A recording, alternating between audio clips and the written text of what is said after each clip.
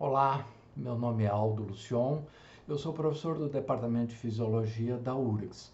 E nesta aula de hoje eu gostaria de analisar com vocês alguns aspectos da somestesia, das sensações somáticas. Mais especificamente eu gostaria de conversar com vocês sobre campo receptivo sensorial, sobre inibição lateral, sobre discriminação sensorial e também analisar diferentes tipos de vias aferentes ascendentes, a sua morfologia e a implicação que essas diferenças morfológicas promovem sobre a sua funcionalidade. Então, vamos começar nossa aula sobre somestesia e eu inicio por um vídeo em que há um resumo de tudo que vai ser visto e posteriormente a gente elabora cada um daqueles pontos deste vídeo que eu vou introduzir agora.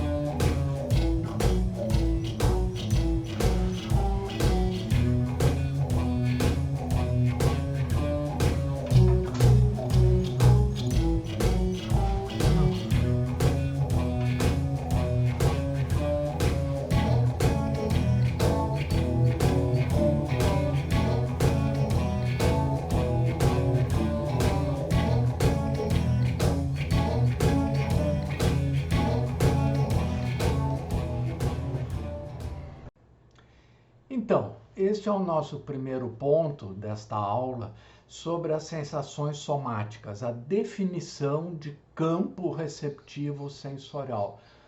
Um campo receptivo sensorial é uma área do corpo, no caso aqui da pele, né? Isso aqui é um tecido da pele, aqui da mão da pessoa. Esta área que ele mostra aqui, deixa eu pegar um apontador direitinho.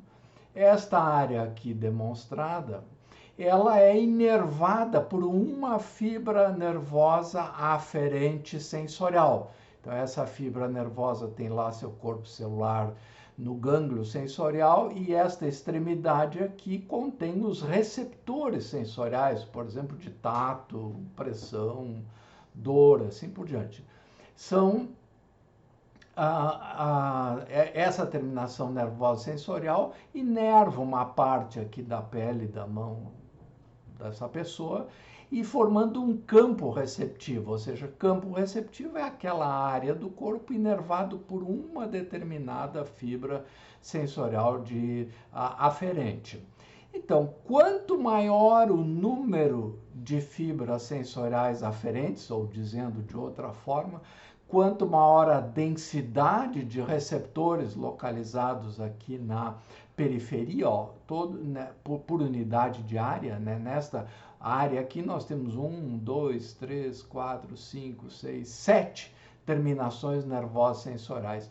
Quanto maior o número de terminações sensoriais, quanto maior a densidade de receptores sensoriais, tanto maior será a capacidade de discriminação daquela informação.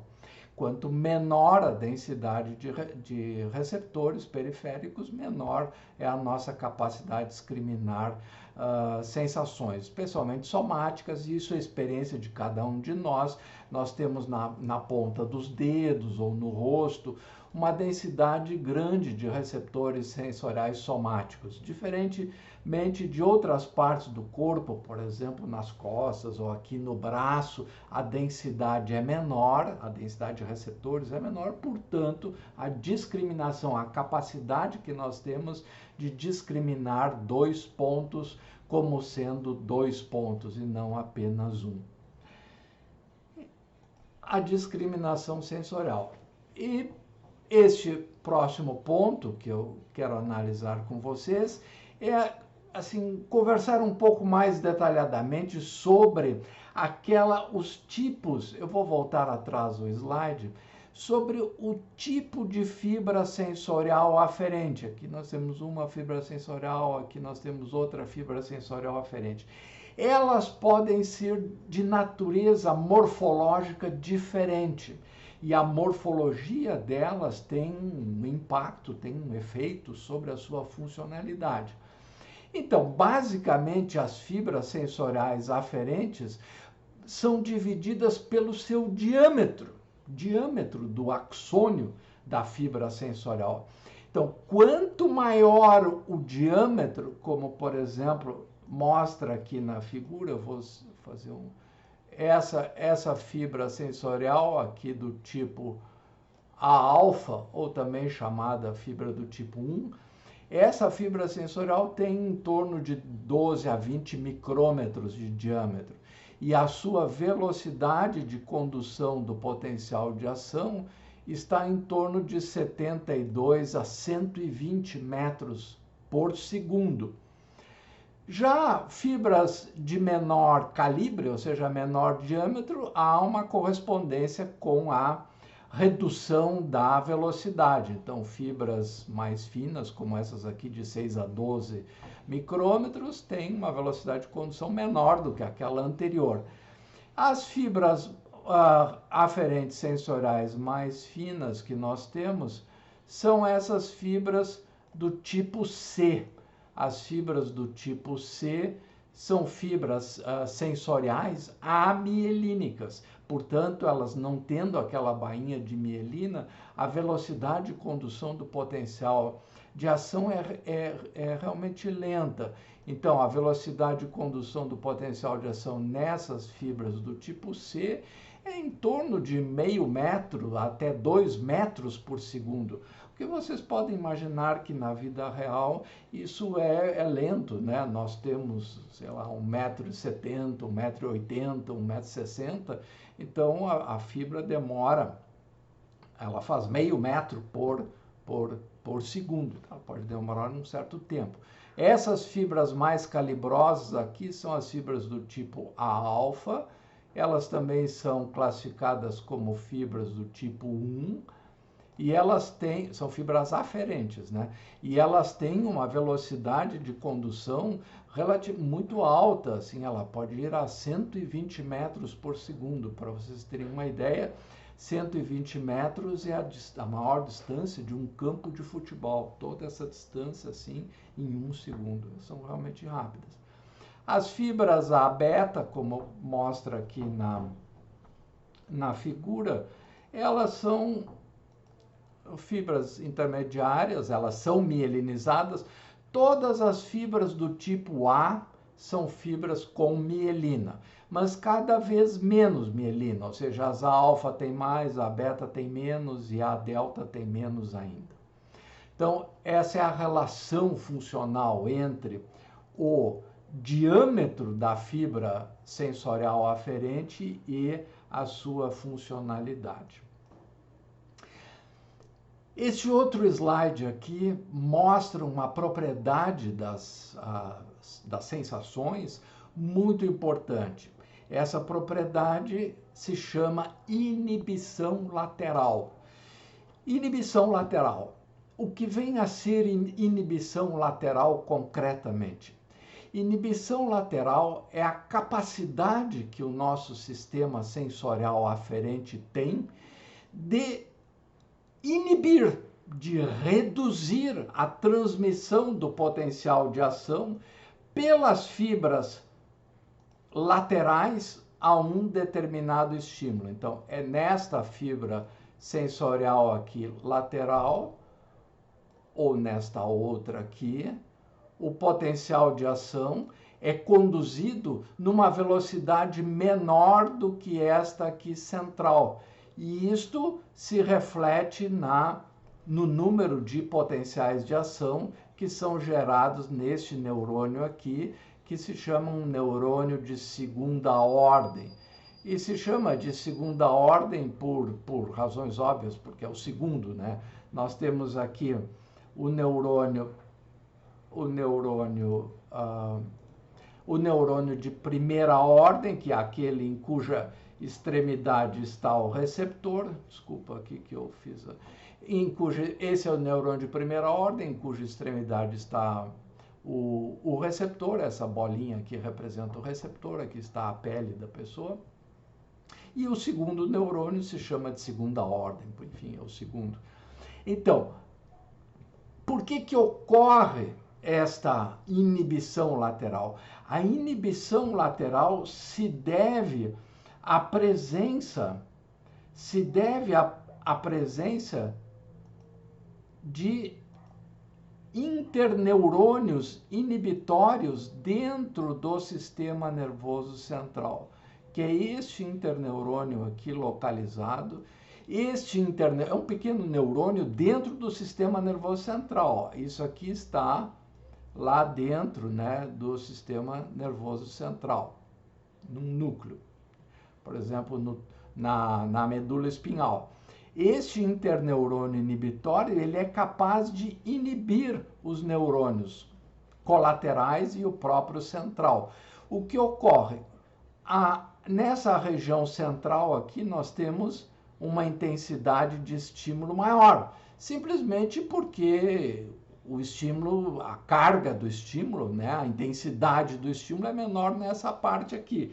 Se vocês imaginam, se tem uma caneta, com a pontinha da caneta, vocês comprimem a pele, uma superfície relativamente grande da pele fica deformada, mas tem um ponto central, onde está a pontinha da caneta, que é o foco daquele estímulo, que é a área que foi mais estimulada, que é esta região aqui onde está a flecha. Então, essa região central, central quer dizer porque é a parte onde está a maior intensidade do estímulo, né?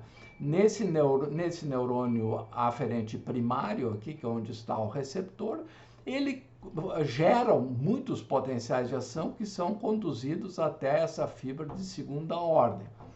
O que essa fibra de segunda ordem aqui faz? Ela também gera potenciais de ação que, por sua vez, podem ativar esse interneurônio inibitório que está aqui. Esse interneurônio inibitório que está aqui rodeado por essa caneta mais cinza escura. Então, esse interneurônio inibitório, esse interneurônio inibitório aqui inibirá os neurônios de segunda ordem, ou seja, os neurônios aferentes de segunda ordem, aqui dentro do sistema nervoso central. Ele também inibe o próprio neurônio central. Mas como a quantidade de impulsos nervosos, de potenciais de ação nesse neurônio em que o estímulo foi mais intenso é muito maior do que nesses neurônios secundários, aqui nesses neurônios laterais, esses interneurônios inibitórios aqui conseguem bloquear a transmissão do impulso nervoso por esses neurônios laterais ao neurônio sensorial aferente primário, onde está o receptor, que recebeu a maior carga de estimulação. Isso se chama inibição lateral. E se chama inibição lateral por razões óbvias, porque nós temos uma inibição dos circuitos laterais. Então, o que ocorre nessa situação, esse fenômeno da inibição lateral também é muito importante para a discriminação sensorial.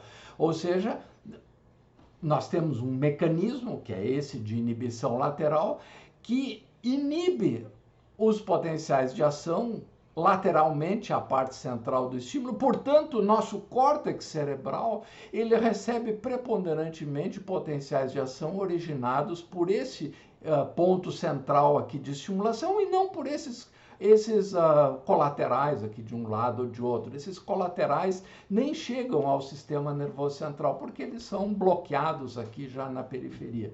E isso é muito importante no mecanismo de discriminação sensorial. A inibição lateral ocorre em todas as sensações, em todas as informações sensoriais, visuais, auditivas. Sempre há algum mecanismo de inibição dos neurônios laterais no sentido de aumentar o que se chama discriminação sensorial. Finalmente, aqui nós vemos, então, uma forma gráfica, né, a discriminação sensorial, que que essa figura mostra a distribuição espacial da excitação e da inibição. Então, aqui nós temos o estímulo, os receptores, eles são ativados, mas os neurônios dentro do sistema nervoso central, ou seja, os neurônios de segunda ordem, os neurônios relés, ou seja, os segundos, o neurônio de segunda ordem, eles são inibidos. São inibidos como mostra aqui na figura, ou seja, essa parte aqui, esses neurônios de segunda ordem são inibidos, permitindo com que o estímulo na sua porção central seja o mais evidente possível, ou seja, essas informações laterais aqui não chegam lá ao nosso sistema nervoso central, porque nós temos aquele mecanismo que nós vimos agora mesmo de inibição lateral. Então, a discriminação sensorial é muito importante para a discriminação. A inibição lateral, perdão, é muito importante para a discriminação sensorial, assim como a densidade de receptores periféricos é muito importante para a discriminação sensorial. Como resumo desta aula, eu gostaria de destacar que campo receptivo é a área inervada por uma fibra sensorial. Existe uma relação inversa entre o tamanho do campo receptivo e a discriminação sensorial, ou seja, quanto maior o campo receptivo, menor a discriminação sensorial. E existe uma relação direta e positiva entre a velocidade de condução do potencial de ação e o diâmetro das fibras sensoriais primárias ou de primeira ordem. Então, as informações sensoriais que trafegam por aquelas fibras mais calibrosas, elas têm a tendência de gerar potenciais de ação mais amplos e também uma frequência de disparos maior do que fibras finas, né? A inibição lateral é uma função central. Isso é muito importante, eu não gostaria que vocês esquecessem. Não é uma função do receptor, é uma função que ocorre pela existência daqueles interneurônios inibitórios já dentro do sistema nervoso central. E isso ocorre nas vias, essa inibição lateral, né, ocorre nas vias nervosas aferentes ascendentes. Como eu havia comentado antes, a inibição lateral ocorre em todas as modalidades sensoriais de forma diferente. Era isso que eu gostaria de conversar com vocês hoje. Muito obrigado pela atenção de vocês.